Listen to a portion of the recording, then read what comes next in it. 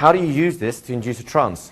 Remember, we're looking to use implication, reunification, shifting of awareness, maybe senses, any of these things, all with the H plus frame.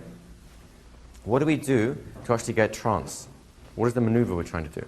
Any ideas? So you ask someone a question, hey, how are you feeling right now? And they go, it's this.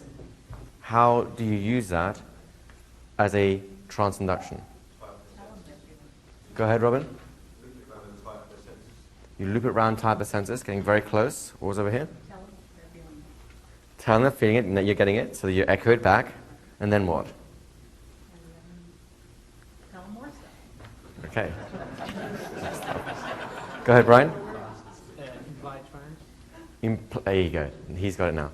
You imply trance. You imply trance. Here's what you do. It's very similar to this. You start off with, thank you very much. You go on to orienting question. Okay, we'll have some interesting questions to ask you in a moment, but it's not difficult to do because you've already done it, you made your own up.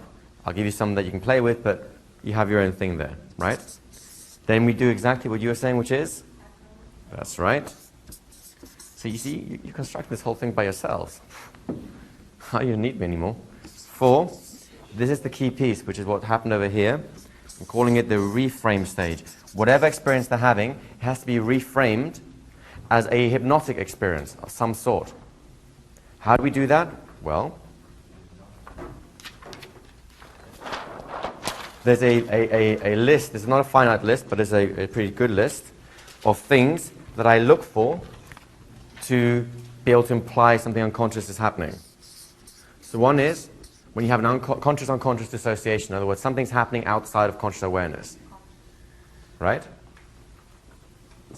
And by the way, you can track a lot of these things from what you saw me do a moment ago.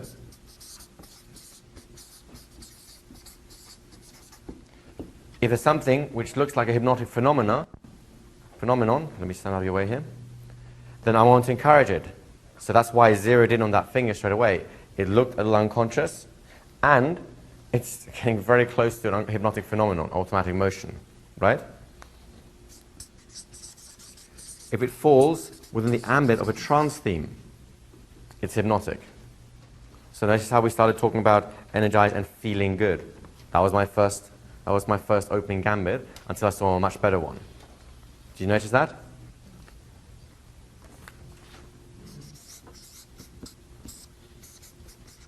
This is a general one.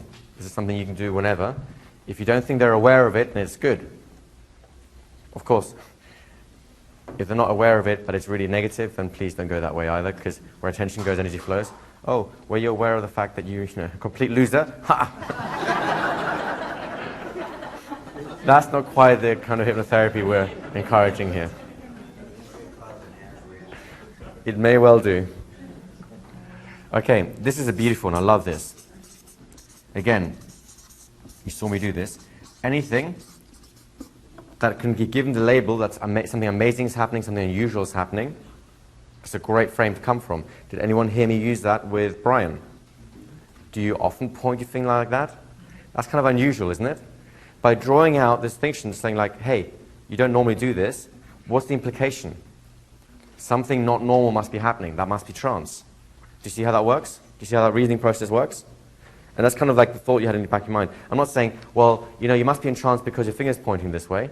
That's like, no, don't be silly. All kinds of other things could be the reason for it. But if I imply it, it's much more powerful. Well, do you often point your finger like that? No.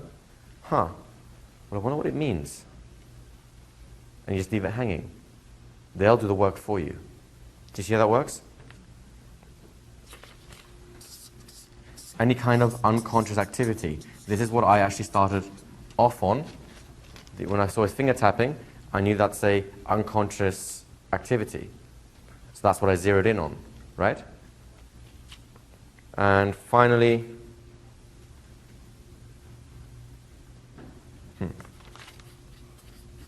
as a rule, this is not always true, but as a rule, I'm trying to focus attention more internal, so if something happens inside rather than outside, I'll be more interested in it.